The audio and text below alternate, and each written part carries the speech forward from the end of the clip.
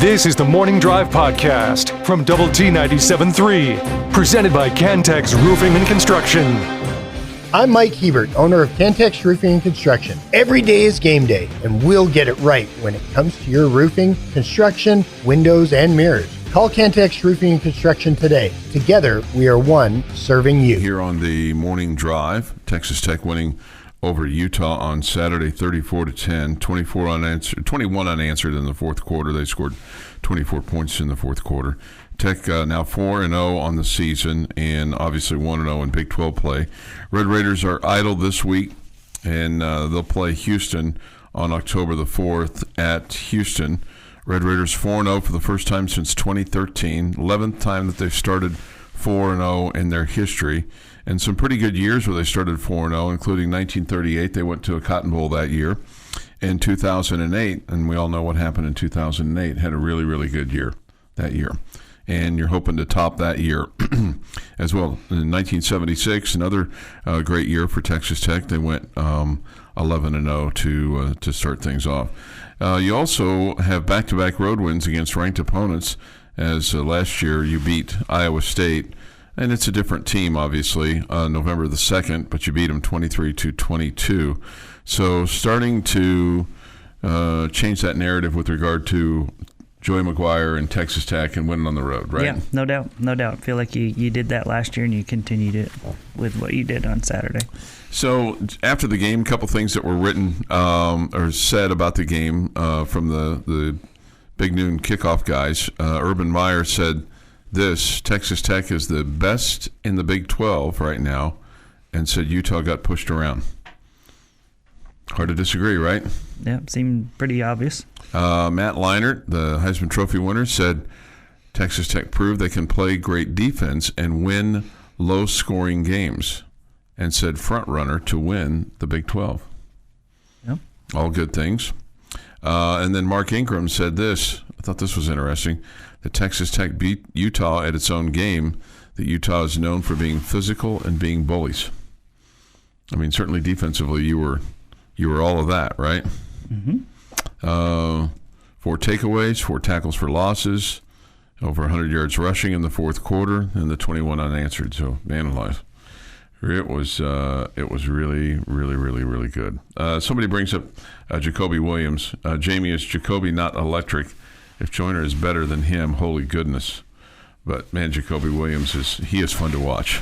Yeah, no doubt. It felt like you really never ever had a great rushing attack on Saturday, but then there were moments where you did good things. So I still think overall you take what you got from your running game on Saturday, but the catch and run from Jacoby was phenomenal. Mm-hmm. And I'm going to say, like, most underrated play in the game, because you come out on the field and their crowd is legit loud, and you can see it's affecting your team, right?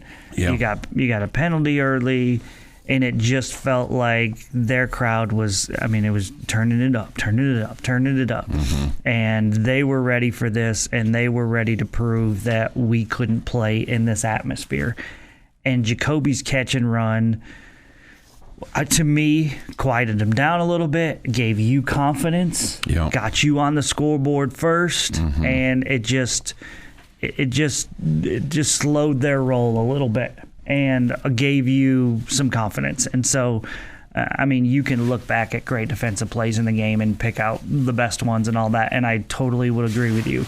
I think this one can't be forgotten. I thought that was a massive, massive play in this game. Yeah, because it was 3rd and 10 from your own 15. And a short pass, and then he takes it and runs 73 yards. And like you said, sets you up. So you don't get that first down there, you're going to punt, and then the momentum may swing to their side. I thought, and I think that's a great way to say it, underrated play of the game. I thought another play that I circled, and I thought about this during the game after it happened, but it's in the second quarter. This is 4th and 16 from your own 41, and Jack Burgess punts the ball 45 yards to the Utah 14, and it just flipped the field. Just flip the field because they go 3 and out after that.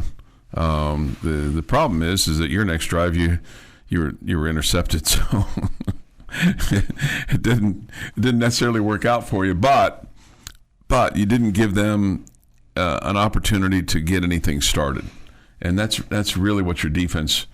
I mean, they're still looking to get that offense started for Utah. Yeah, I mean, you clearly, you heard their coach after the game say he was shocked that their offensive line got pushed around like it did. I think you can see that their quarterback is not really good enough to throw the ball down the field deep. It's everything between the hashes and it's short yardage. What was his? Yards per pass attempt was just pathetic. Dampier was 25 of 38, 2 interceptions, and 162 yards. Yeah, but it was short passes all day long. Short passes all day long. Yeah. He doesn't threaten you down the field. Yeah. Because of him being short and his arm strength and all that. He's a good athlete, and because of that, you can, play your linebackers closer to the line of scrimmage, your safeties closer to the line of scrimmage, all the above.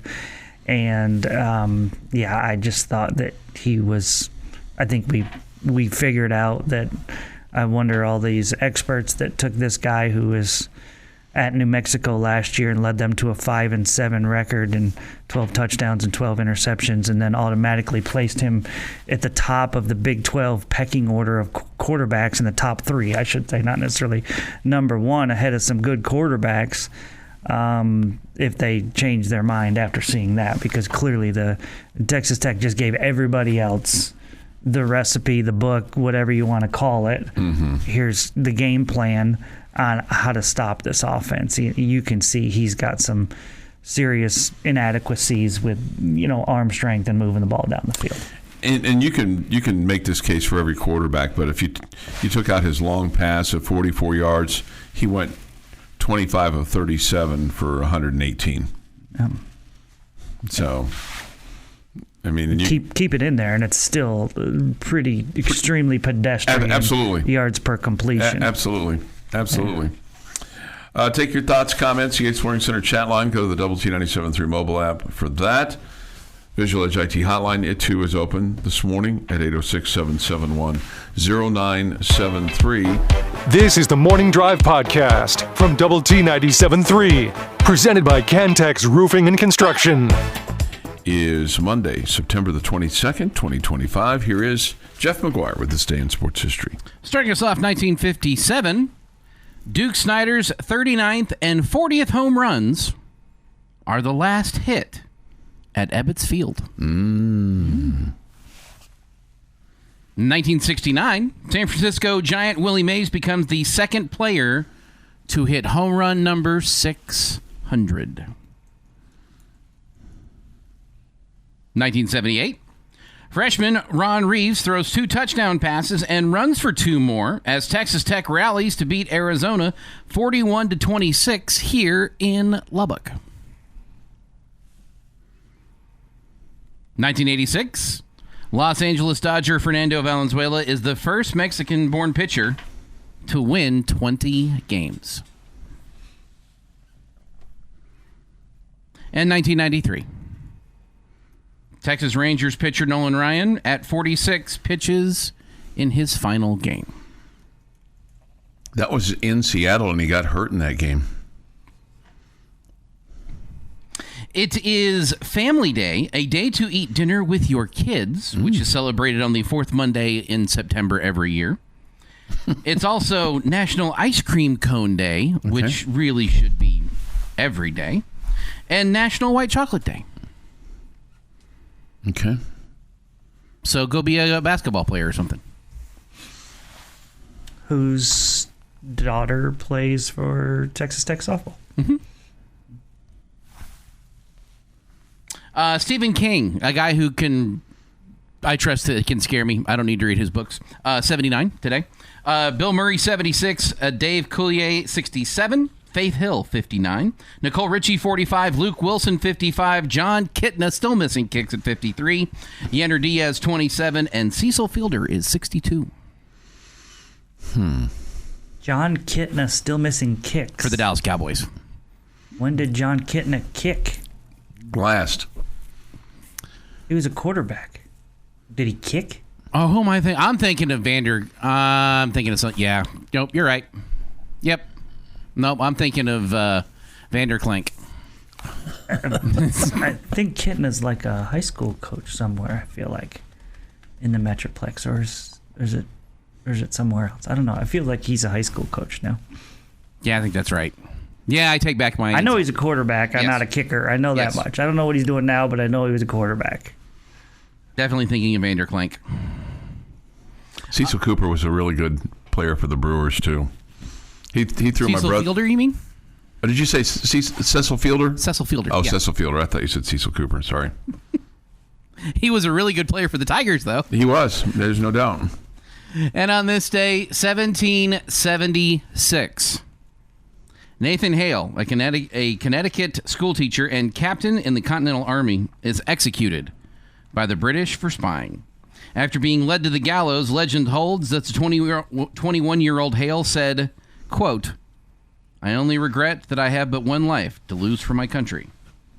There's no historical record to prove that Hale actually made that statement, but if he did, he may have been inspired by the lines of an English author, Joseph Addison's 1713 play, Cato, where the line is, quote, "What a pity it is that we can die but once to serve our country." I think he said it. And that's this day in sports history. All right, this day in sports history, 6:49 this morning here on the morning drive. Somebody points out, don't forget the huge soccer win over number 14 Baylor at their place. Good win for them and good for them. Absolutely. Absolutely. Get Big 12 play started with a dub. Yep. A shutout. Let's see here. This from South Texas Preston. At South Texas Ambassador Preston. Really proud of this football team. Just goes to show you how good, just shows how good you are going on the road, having 14 penalties, 2 turnovers, lose your starting quarterback, and still win by 24. Yeah, when you put it like that, you're exactly right. Well, that's what I thought about the penalties all day long. I mean, you should offensively have been a lot better than you were. Man, if you just have half of those penalties, you think you probably have 10 more points or so on the board. Yeah. Let's see. This, dear Chuck, how are you? I am fine. Why didn't Joey call a timeout after the 35th pre-snap penalty and make the entire team, including the coaches, do push-ups? Can Clay McGuire coach his line on how to use a silent count? Thank you for the D- grade for the O-line talk that you give us. Gordo. P.S. Please tell Jamie that I'm glad he's back and feeling better. Are you feeling better? I feel great. Okay. I didn't feel bad. Yeah, he was just out Friday. Took a vacation day. Yeah, he was just out. But it's nice of him to think of you. Yes, very nice. Thank Yeah. you. Thank you, Gordo. He didn't give Jeff McGuire a plug, so Jeff, you must be off the list right I'm now. not off the list. He's just also glad that Jamie's back. Okay. This Hammond's legs are deadly. They sure are. They sure are. He just provides a different element. It's a great change of pace. Different element. I liked your analogy earlier of the relief pitcher coming in off the lefty, the crafty lefty, right? Yep. South Texas Ambassador Preston is on the Visual Edge IT hotline. Good morning, Preston. How are you? Good morning. Man, I just wanted to say I'm really proud of this football team. I think Joey McGuire showed a lot of growth in that game, and I don't think it's been talked about, but there were multiple times where it was fourth down, and it was in that area where you could go for it. And who knows, you may convert, you may not, but in the past, he's shown that he was going to go for it. But he felt, he had a good gut feeling about this game. It was going to be a defensive slugfest, and he showed a lot of growth there, I think. And I'm just really proud of this team. Not many teams can have 14 penalties, 2 turnovers, and lose their starting quarterback and go up to Rice-Eccles Stadium and win by 24 against Utah. Kyle Whittingham's a hell of a coach. So, I'm really proud of this team. Can't get cocky, but on to Houston. On to Houston. Thank you, Preston. And I thought, the other thing that was, and that's been going on the last couple of years, his penchant to go for it as much on fourth down. I think this year I should hardly ever do it unless it's in the exact right situation, just because you have so much confidence in your defense that you're gonna. I don't know. Maybe sometimes coaches go for it more because you have confidence in your defense. I'm not really sure, but anyway, I just feel like this is not a team that you should ever feel desperation, like we got to score on every possession or we don't have a chance.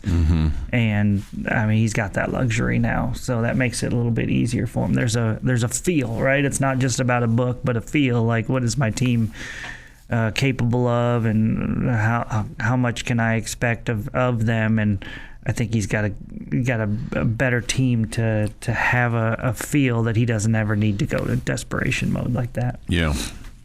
This Wheels Hammond seemed to have ice in his vein. So absolutely zero care for the crowd. Just went out and performed. Wheels Hammond. He's got some wheels. There's no doubt about that. There's no doubt about that. So, yeah, that's really cool. All right, somebody asked about the ranking. I hadn't got to that yet, but in the top 25 yesterday, you're now ranked 12th in the AP and 14th in the coaches poll. Seems about right, doesn't it? Yeah, I'm seems about right. Moving on up. Yeah, moving on up. Just keep winning. If you want to get upset, go look at the ESPN computer rankings that when they came out. After beating a team that was ranked higher than you in their poll before, Tech dropped to 20 in the computer ranking. This just in. Computers aren't smart. Interesting. Your daily dose of sports and fun. This is the Morning Drive Podcast from Double T 97.3, presented by Cantex Roofing and Construction. Let's see here. From the Yates Flooring Center chat line, this person was there. We were there. The students were brutal towards us, but the adults were very warm, welcoming in the tailgate area and took us in. Oh, that's nice of them. General consensus is they truly hate BYU, and all we heard on the way out from the young ones was we have to at least beat BYU. Okay, so there you go. All right, so Big 12 games from this past weekend. First of all, I saw quite a bit of Tulsa and Oklahoma State on Friday night. God, they're bad. That is a bad football team. No way to get around it. Man, It wasn't that close.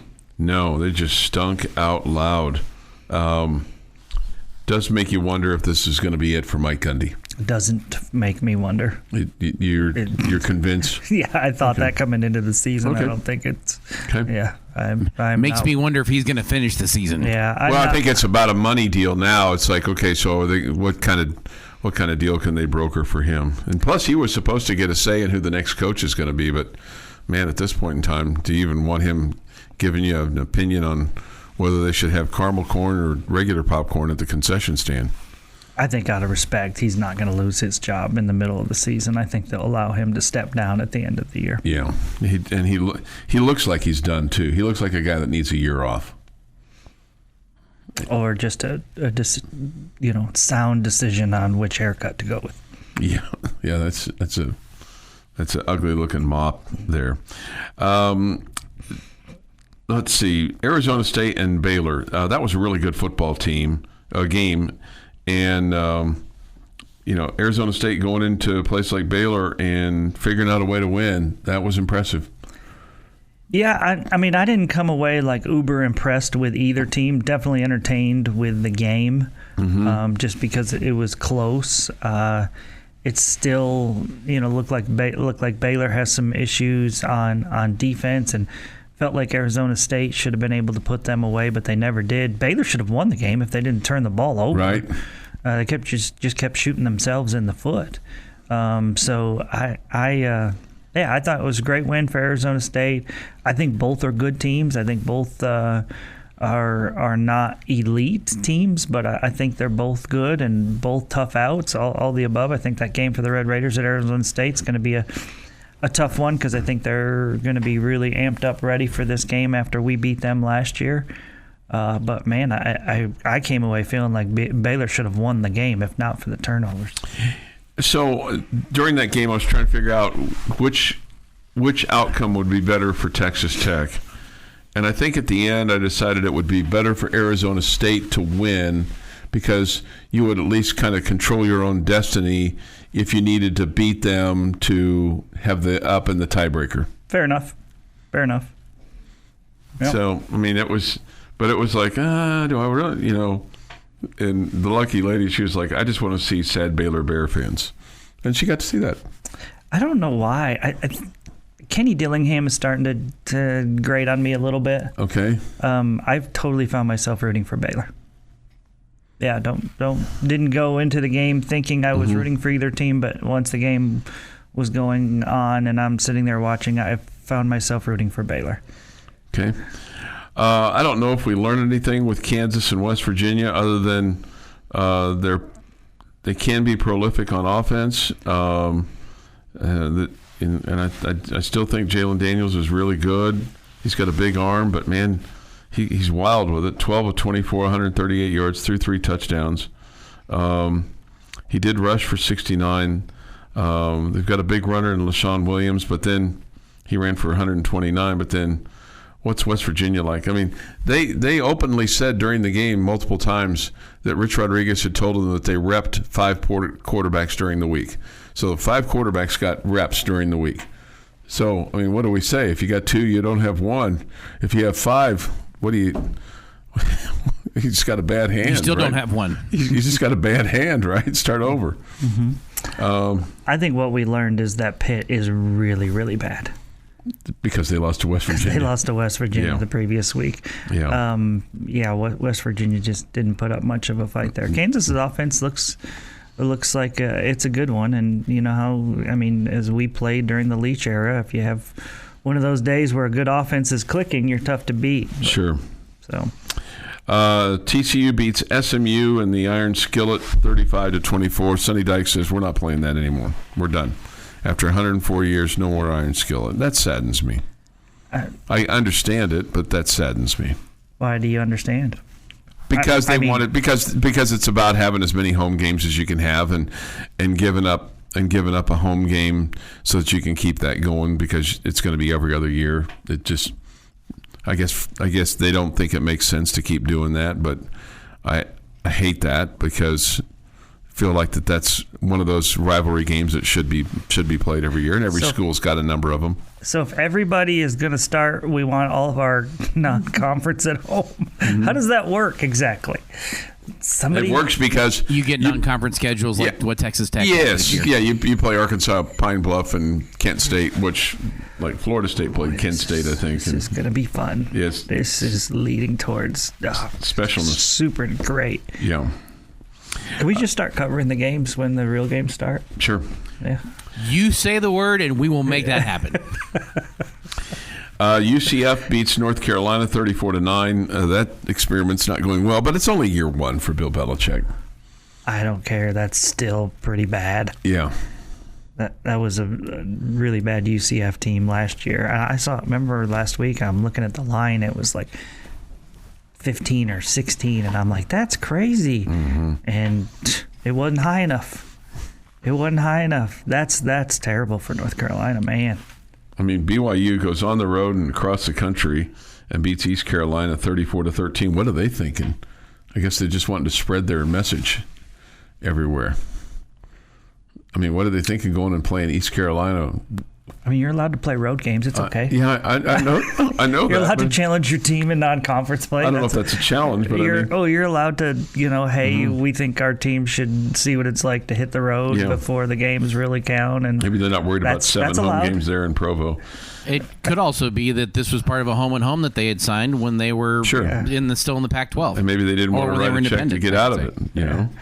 like other teams have done, including us. You complain so much about not having these good matchups and not all this, and like, what are they doing going on the road and playing a game at somebody else's home? It's just counterintuitive. Now you're just all in on, hey, let's just play patsies and stay at home. And it seems odd.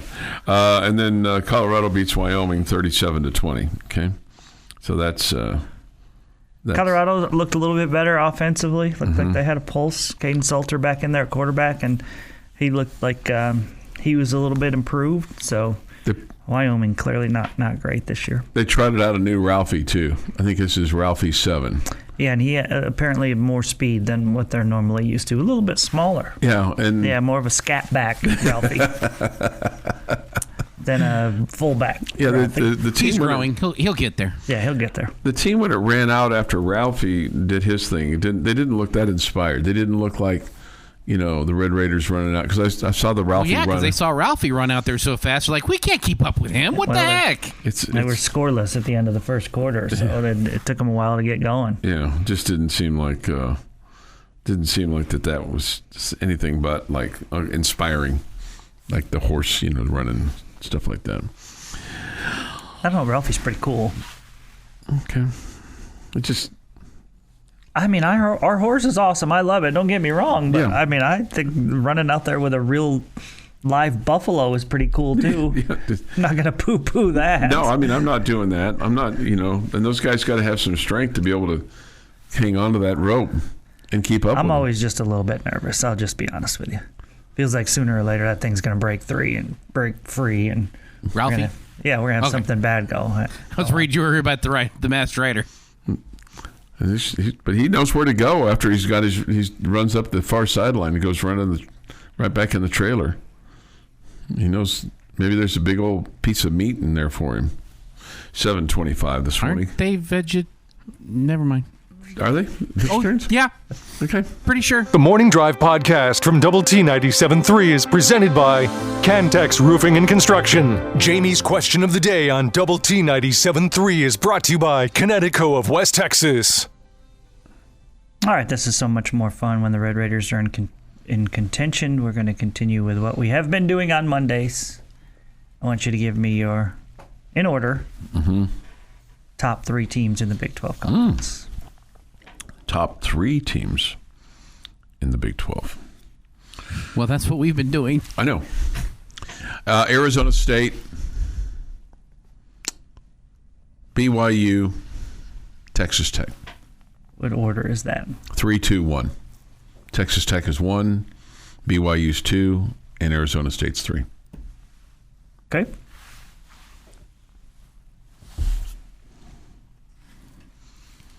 Arizona State, number 1. They're still the champions of the league. They're still undefeated. Tech at 2. BYU 3. All right, I got Arizona State at number 3. The 3 spot was hard for me. Number 2, Iowa State. Number 1, Texas Tech. I've had them out, the Red Raiders outside the top 3. And we finally got to see them play a real team and handled it well. I don't have Utah dropping that far because of respect for the Red Raiders. I put Utah at number 4. Oh, okay. Okay. Where would you have Arizona State? If they just lost to the best team in the conference, that defense still looks legit to me of Utah's. And I think we might be the best team defensively in the conference, question mark. So maybe Utah's offense will be better than it was most games. Exclamation point. I don't think you need the question mark. No. Yeah, I know Arizona State isn't undefeated, but they went on the road. No, that was me. That wasn't Chuck. That was my fault. They did go on the road and win. BYU has yet to play a conference game. Iowa State is 4-0. BYU is the intriguing one to me just because I don't feel like we know anything about them at this point. Yeah. What do you think about Houston? Do you feel like you know anything about Houston yet? That they're a lot better than they were last year. Okay, yeah, they got a quarterback that can actually move the offense. So Yeah. They also had a long way to go to be better than they were last year, to still be good. Mm-hmm. All right, so we'll see. We'll see what happens there with all of that. 7:34 this morning here on the morning drive. Somebody says this: the Buffalo would prefer Wild Wings. Okay. Okay. I still laugh about Biba trying to get at the Georgia Bulldog. I didn't know what that meant. Yeah. Buffalo Wild Wings. I got it. You didn't laugh, though. I didn't laugh. Surely, please make me think you didn't get it. No, I did get it. I thought it was funny. I thought it was clever. How about that? Clever. I thought it was clever. Well, yeah. Clever. It made me laugh louder than it should have. Okay. This from the Yates Flooring Center chat line. I think the 18 pro scouts who were there to focus on the Utah offensive line found plenty to like on the Tech side of the field. Yeah, and I think they were there to watch Texas Tech as well. I think that was made pretty clear that it was both sides. What's the thought that they were only there to watch one team? That doesn't make any sense. Yeah, they were there to watch a couple of different teams. So, let's see. I wanted to get your take on the top 25. Texas Tech is in at number 12. Is that a little higher than you thought, or right about what you thought it would be? No, I mean, I felt like you'd get inside the top 15. So, okay, yeah, right. It's somewhere around there. Ohio State's 1, Miami 2, Penn State 3, LSU 4, Georgia 5.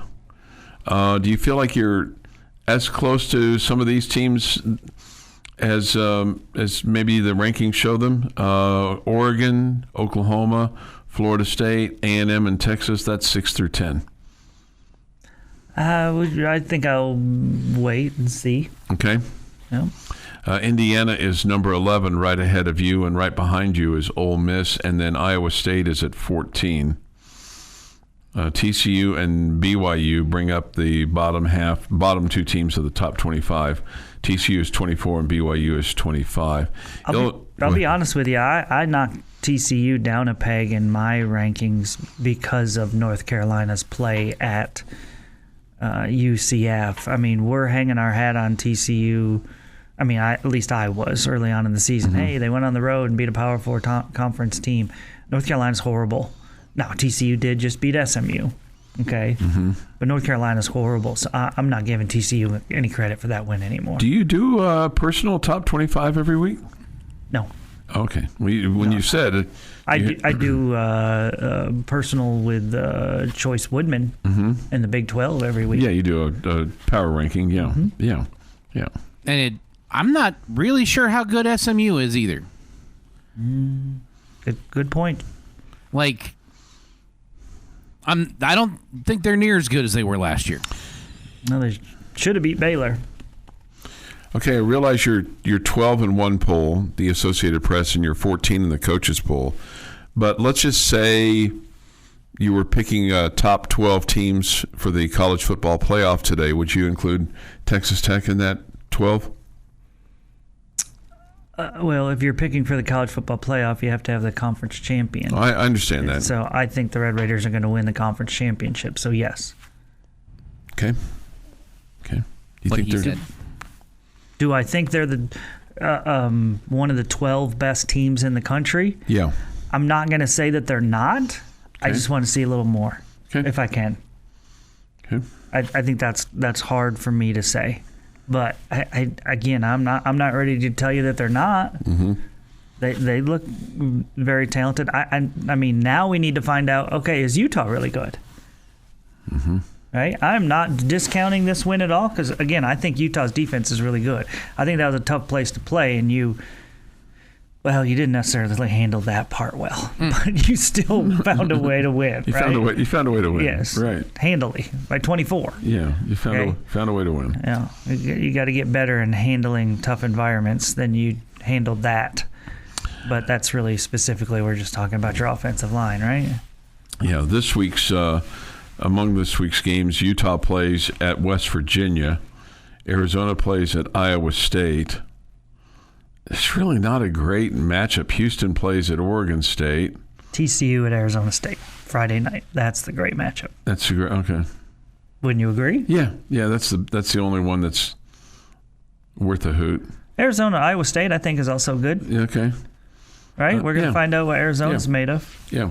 And then UCF plays at Kansas State. If K-State falls to them, then the wheels are off that train. Your daily dose of sports and fun. This is the Morning Drive Podcast from Double T 97.3, presented by Cantex Roofing and Construction. It's been a quick 2 today. This is hour 3 of the Morning Drive on Lubbock Sports Station, Double T 97.3 and Double T 97.3.com. An hour from now, it's the end of the bench. We'll get those fellas' take on the ball game and the games from over the weekend, and continue to take yours as well. With Jamie Lent, Jeff McGuire, I'm Chuck Heinz. We all come to you from the First United Bank studio. Thoughts, comments, Yates Flooring Center chat line, Visual Edge IT hotline. See, when you started your little, it's been a quick 2, you missed a golden opportunity there, Mr. Heinz. Okay. Because it was 8:02. Oh, 8:02. It was a quick 2 and 2. And 2. 2 and 2. Gotcha. Which is a shout out that is a reference that you and probably like a handful of other people would get. Right. But that would have been right up your alley there that you missed 2. that. Right, yeah. Shout out to the dating game. Would you have ever done that? Go on the dating game? No, that was Love Connection. Love Connection, yeah. Yeah, Love it was Connection not the dating game. Love Connection. Yeah, but it was the same host, Chuck Woolery. We'll be back in 2 and 2. 2 the minutes, original 2 seconds. host of Wheel of Fortune. And he got a little sidetracked with people. Would you have ever done that, gone on the dating game or something along those lines? Yeah, it doesn't seem like... I think his girlfriend/wife would have killed him. Yeah, I would be good at. Yeah. Yeah. Okay. I feel like I would have struggled. Well, you might have... Who knows? You might have thrived with that. You might have had the... Maybe. You might have had the mojo that night, answered all the right questions. We'll have the high school fan zone for you tonight at 6 on 100.7 The Score. Coaches from Estacado Memorial, which is Friendship's new high school, and Liberty, all paying a visit. The Liberty folks, they're undefeated. Man, they just keep walloping the teams that they're playing. For 'em. They beat Seminole 63-27. They're now 4-0 on the season. Good bounce back for the Estacado Matadors as they beat Sweetwater 44-21. They're now 2-2 on the season. Coach Eric Ward's son is now the starting quarterback. He's a freshman, and he said last Thursday that he had him. He and his wife had him when he was at Texas Tech. He said, I'm 19 years old, and he's been with me ever since, obviously. But he said at age 3, his son could recite the entire Texas Tech football roster. Well, he was around. Eric was a wide receiver at that point in time. That's what he said. Okay. Dad of the Year award. Get that guy. Get that thing printed for that man. And look, he is not one to be braggadocious or, say outlandish things at those coaches' lunches. And in general, he's matter of fact kind of guy. Okay. Mm-hmm. Somebody says this. I'll bet JL and his bride would have been good at the Newlywed Game. Yeah, you probably would have been good at the Newlywed Game. Maybe so. Would they ask a question of the bride without you there? You're sequestered. Yeah, I mean, I'm pretty familiar with the show. Yeah, no. I mean that if you know me, you know my quirks. Yeah. I don't hide them. So I feel like that we could not necessarily be go on the Newlywed show together. That would be awkward. But I feel like that there's some things that I could answer questions about you, and then there would be other things like I don't have a clue. Yeah, I do not have a clue. So Chuck, what did Jamie do this weekend? I don't have a clue. Right? She would. I know one thing he did this weekend. Yeah, I think Jeff and I would be able to tell everybody your intricacies as well. Oh, there's no doubt. Yeah, I think you just have to listen to the show for about 15 minutes, and you'd probably get a pretty good idea of the quirks, right? Yeah, we can guess how you answer things or whatever. Yeah. Man, how about that Lubbock Cooper friendship game on Friday night? Won by Lubbock Cooper, 57-56. They get a 2-point conversion for the win. Ryan Rodriguez goes to Cade Grant, and they win it. And Friendship drops to 1-3, and Cooper 3-1 for Cooper. It's their first win over Friendship since 2020.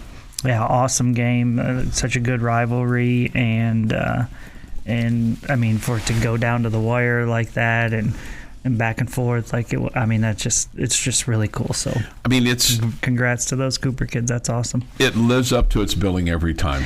It feels like it does. It really does. Yeah, That game always turns out to be really entertaining. It really is. Monterey also with a win over the weekend, 49-21.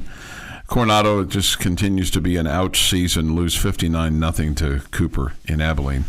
That had to be a long ride home. I guess so. Lubbock High lost 50-49. That's a heartbreaker at Lakeview in San Angelo to drop to 1-3. And these are just some of the scores. Okay, don't have all of them. Ropes. Coach Riker won the battle versus broadcaster Riker as Ropes beat Olton 41-12. He took his son to school. Okay. Okay. I don't think Brennan has any outcome in the game. Like, I'm just telling you. If you're talking about him taking people to school, wouldn't it be the opposing coaching staff? I think he showed that broadcaster there. We're going to run it right down your throat, young man. You're going to have an unhappy total there at the end. Brennan. New Home with a win over Denver City, 48-14, and Idlewood was a winner at Compass Academy, 50-0. Those among the scores. Okay, If I didn't say yours, I'm sorry, but I do my level best here. Good morning, gents. It's 8:06 in the 8:06. What a crazy game Tech had. Now we're number 12. Wreckham. Yes, Wreckham. Feeling pretty good. Feeling pretty good about things, aren't you? I feel great. Let's get through this, man. Let's go. I mean, I enjoy the ride, yes, but let's get through this 2 weeks because I want to play again, man. Let's go. Yeah. I hate that you had the build up for the season to Utah, have that performance, and then you have to sit a week. Yeah, but maybe it's good though to kind of just calm it down a little bit. That way they can kind of redirect things and focus the energy on Houston. Yeah, I mean, probably easier said than done. Easier said than done. I think it's always difficult for a coaching staff, not just ours, when you have a huge game and a huge win, and then you get time off. It allows the guys to, maybe listen to take all the pats on the back even more and listen to how great you are even more. Yeah. And so I think that's a bit of a challenge, but at the same time, we know with your quarterback being banged up, it's a great time for the bye week. Yeah. Yeah, I'm just kind of, riding on the Ozzy Osbourne crazy train right now. Let's just keep this. We got it pumping. Let's just keep on going. Let's plow through people like the defense has been doing. This from Syntax Hank. Chuck Woolery. Met him a couple of times when he was living here in Horseshoe Bay. Nice guy. Oh, how about that? Old Syntax Hank, man. He rubs elbows with all the right people. You? I don't think I've met him. I've just talked with him. Oh, man. Well, not all the right people then. All the right people minus one, at least. He's got to get to town. This has been the Morning Drive Podcast, presented by Cantex Roofing and Construction. Check out our library of Double T 97.3 podcasts at doublet973.com.